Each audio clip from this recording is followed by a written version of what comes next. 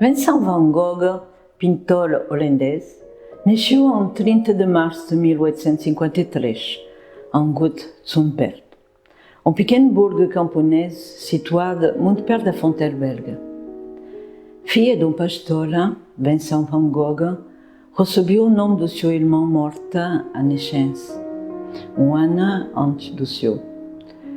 4 anos depois, nasce outro irmão, Theodore, a quem chamou de Theo, e que durante toda a vida vai ser o seu anjo da guarda e o seu suporte financeiro.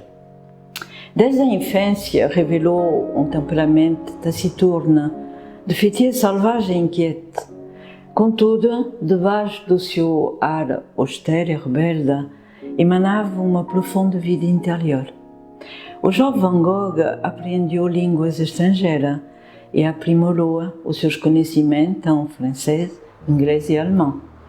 Em março de 1868, no meio do ano escolar, Vincent encerrou abruptamente o seu estudo e voltou para Zundert. Em 1869, Van Gogh, então com 16 anos, tornou-se uma jovem promotora da Galeria de Arte Goupil, em Haia, tendo também sido destacado para as filiais em Londres e Paris. Vincent van Gogh teve um início de carreira promissor, mas depois de alguns anos cansou-se do trabalho na galeria, com um interesse cada vez maior pela religião. Ele achou impie vender a pintura que ele mesmo não considerava belas. Tendo sido despedido em 1876, para realizá-lo, o seu grande sonho de entregar a sua vida a uma missão que lhe permitisse dar o seu amor, dar felicidade, dar alegria, dar-las perdidamente, escolheu orientar a sua vida para o protestantismo, tornando-se, pela sua vez, um pregador em Londres, um estudante de teologia e evangelizador das populações mineiras de Borinage. Que além de viver como os mineiros, Vincent dormia no chão e mesmo vivendo na pobreza, dava tudo o que tinha. O seu fervor religioso, a dedicação às mineiras, acabaram por incomodar o poder patronal e o seu empregador, que não vendo favoravelmente esta implicação de Vincent na vida da população, despediu. Durante toda a sua vida, Vincent sentiu o preço do isolamento e da incompreensão. Até mesmo as mulheres que ele amou o desprezaram. Rejeitado por excesso de fervor e sacrifício em nome da sua fé, num desalento devastador, irá seguir o conselho do seu irmão, que lhe recomendava voltar para a pintura. Vincent teme, e sempre temeu esse vertiginoso entusiasmo que animava a sua mão logo que pegava num lápis. Então, como um operário dócil na mão de Deus Criador, decide aceitar o seu destino. Em 1886, mudou-se para Paris, para viver com seu irmão Theo, que dirigia uma pequena galeria de arte. Aí conhece rapidamente os jovens pintores que animavam os movimentos artísticos mais inovadores. Influenciado pelo trabalho dos impressionistas e dos artistas japoneses, o estilo de Van Gogh começou a evoluir. As cores iluminaram-se, as pinceladas foram refinadas e, a partir de 1888, adopta cores francas e brilhantes, presente nas pinturas dos seus amigos franceses e sai de Paris, rumo ao sul de França. Em 19 de fevereiro de 1888, Van Gogh partiu para a Provence. A paisagem, os perfumes embriagantes, os campos floridos, a paleta de cor desta região permitiu alimentar a imaginação do artista. E ele alugou a famosa Casa Malera, em Arles, onde queria criar uma comunidade artista. Sob o sol da Provence, deslumbrado pela luz do sul, Van Gogh fará da cor o próprio objeto do seu trabalho. O artista passou a usar pincelada energética, cheia de movimentos e espirais, com cor contrastante e pura, tais como o amarelo, o verde e o azul. Qualquer fenômeno visível pintado ou desenhado por Van Gogh parece ser dotado de vitalidade física e espiritual. Em outubro de 1888, Paul Gauguin aceita o convite de Vincent e irá juntar-se ao artista. No entanto, depois de 2 meses de trabalho e convivência, o relacionamento de Vincent e Paul deteriora-se seriamente e terminou com uma discussão famosa na qual Van Gogh amaciou Gauguin com uma lâmina de barbear.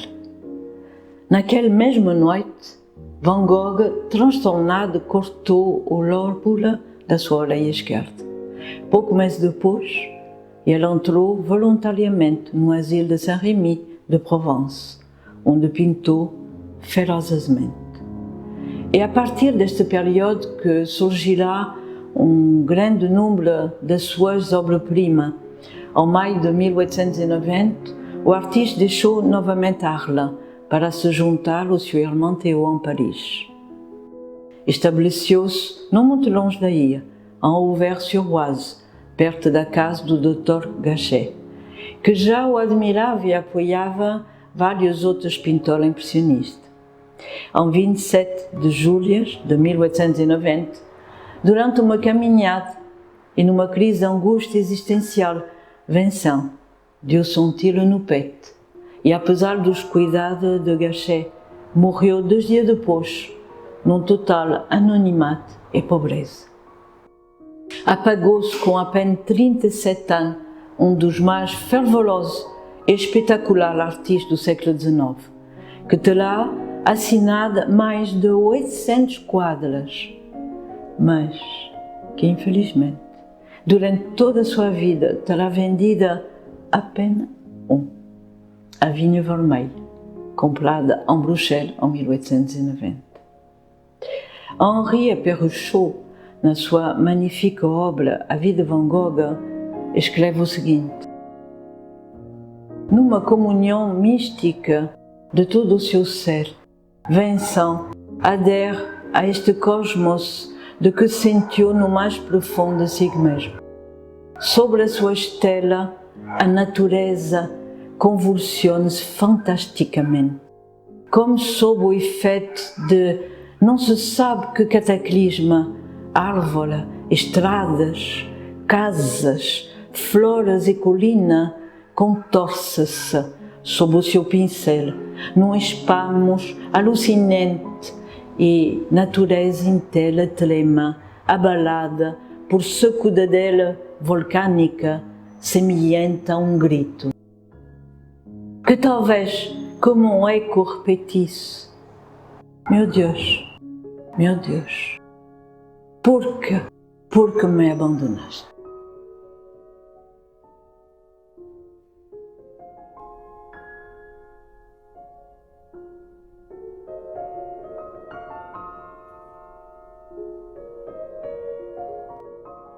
A pintura de Van Gogh que vamos analisar intitula-se A Noite Estrelada e data de 1889.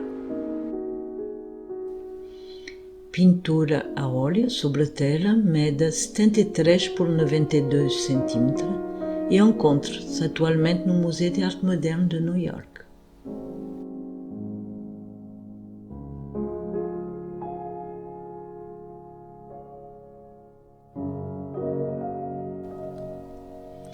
Van Gogh transpõe os seus estados de espírito não só no sujeito e na representação, como os românticos faziam, mas também na forma e no toque de pincel. Ele cria uma nova forma de pintar, que torna as suas obras num instantâneo vibrante. Com pinceladas vigorosas e traços largos, utilizando com perfeito equilíbrio as 4 linhas de força dos elementos da natureza, assemelhando os grandes mestres da pintura chinesa consegue produzir uma unidade de plano onde interage o céu e a terra. Quando olhamos as suas pinturas, somos convidados a penetrar no seu universo pictórico, que parece não ter nem princípio nem fim. Um sonho a céu aberto semelhante à visualização em 3D, que nos transmite esta sensação fabulosa de estar aqui e agora. A aldeia. Esta pintura representa a paisagem que Van Gogh podia observar desde a janela do seu quarto durante a sua estadia no asilo em Saint-Rémy-de-Provence. Pensa-se que, ao contrário do céu, a aldeia e a torre da igreja não foram observadas pelo artista, mas foram pintadas graças à sua imaginação ou talvez à sua memória. A pequena povoação, pintada de cor escura, ocupa apenas um terço do espaço da tela. Algumas pinceladas amarelas indicam a presença de luz acesa em algumas casas, criando em si um contraste muito forte entre a parte inferior e superior do quadro, ocupada pelas estrelas. As casas estão distorcidas e parecem possuir vida própria. A torre da igreja serve a Van Gogh para acentuar o coração místico da vida desta aldeia. Todos os elementos do tema convergem para transmitir esta ideia de comunhão entre o alto e o baixo, horizontal e a vertical.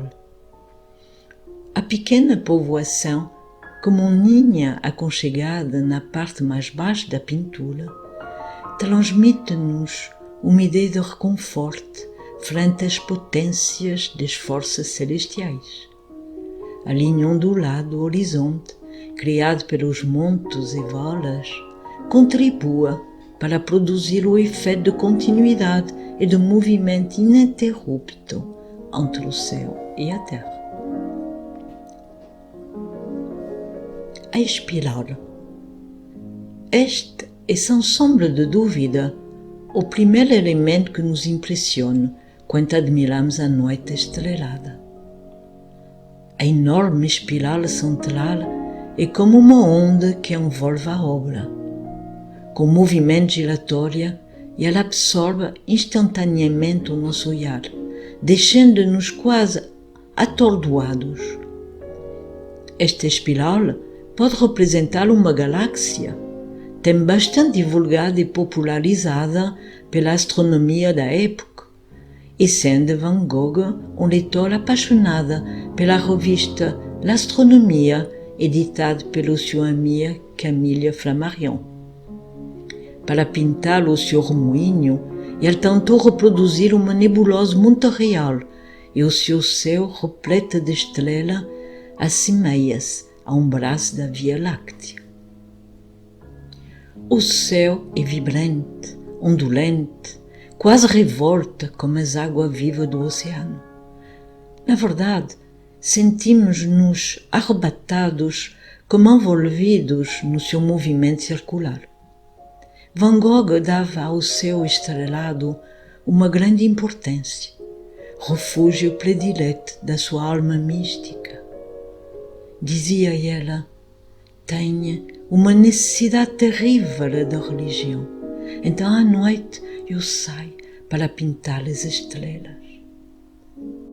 No céu, podemos ver a lua despedir-se na fase decrescente, envolvida num amarelo radiante que realça sobre o azul cobalto, enquanto que, perto do horizonte, cercada por uma coroa branca, levanta-se Vênus, a estrela da manhã. Os astrofísicos reconstituíram a configuração celestial visível em Saint-Rémy-de-Provence, em 25 de maio de 1889. De acordo com os arquivos, a estrela do pastor ela é particularmente brilhante em 1889, quando Van Gogh pintou o seu quadro.